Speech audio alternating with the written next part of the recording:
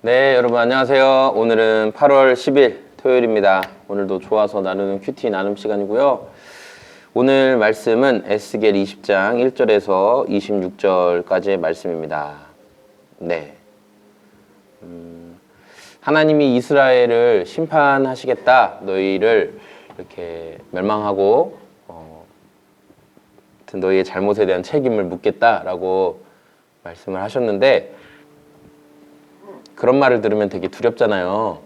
그래서 아직 이스라엘 예루살렘이 아직 망하지 않고 아직 그래도 살만할 때 이스라엘의 장로들이 선지자 에스겔에게 가서 하나님이 마음을 혹시 돌이키지 않으셨을까? 우리가 이렇게 가서 하나님 앞으로 어떻게 되겠습니까? 라고 좀 물어보면 좋은 말을 좀 해주시지 않을까라는 기대감을 가지고 장로들 몇 사람이 에스겔에게 왔어요.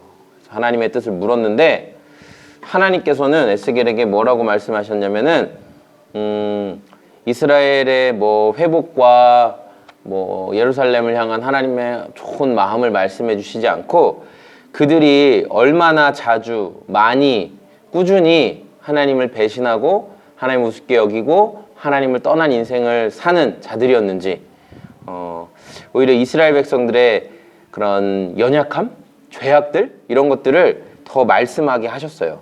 네. 지키기만 하면 살 수 있는 율례를 주셨어요. 율법이죠. 이 말씀을 지키면, 이 말씀, 하나님께서 이스라엘 백성들을 살게 하시려고 주신 거예요. 율법은. 우리가 율법에 대해서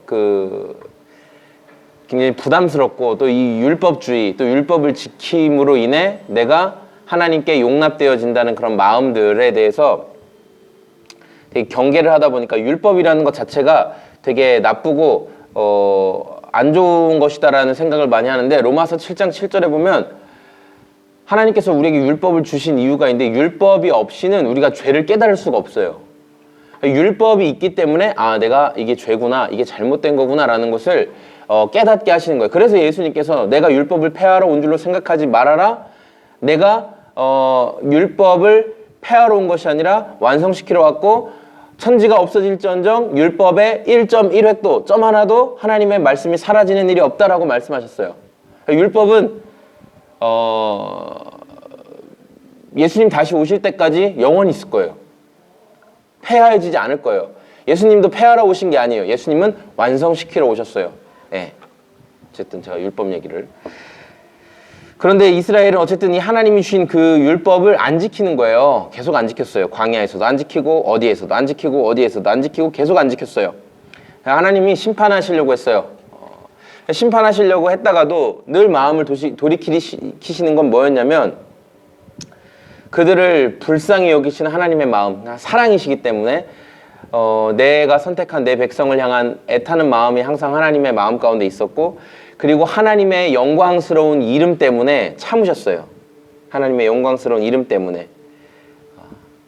그러나 이스라엘은 끊임없이 범죄하고 하나님을 떠나는 모습이 있었죠. 우리도 동일하죠. 항상 이 선지서를 읽으면 그때 당시에 1차 독자들이나 또는 오늘을 살고 있는 우리나 동일한 것 같아요. 하나님이 우리에게 베푸신 자비와 사랑을 기억하고 그것에 합당한 삶을 살기보다는 항상 반역하고 배역하고 멋대로 살고 싶은 마음이 강한 연약함들을 발견하게 됩니다. 네. 오늘 이 말씀을 통해서 우리가 살 길이라는 것은 결국 하나님의 말씀 안에 살아가는 것, 그분의 말씀을 지키고 기억하고, 그리고 그 말씀을 주신 그 본질, 그 정신, 이것을 놓치지 않는 것이 참으로 우리 인생 가운데 중요함을 깨닫게 됩니다. 네, 내일도 주일이고요. 네, 주일을 기대하며 또 오늘 주어진 토요일 시간을 잘 보내시고, 날이 많이 뜨겁고 또 곳곳에 폭염주의보 경보가 내렸는데 건강 항상 조심하시길 바랍니다. 감사합니다. 저는 지금까지 청주시 서원대학교 옆에 위치한 소금제작소교회를 섬기는 공장장이었고요. 오늘도 주님과 함께 기쁜 하루 보내십시오. 안녕히 계세요.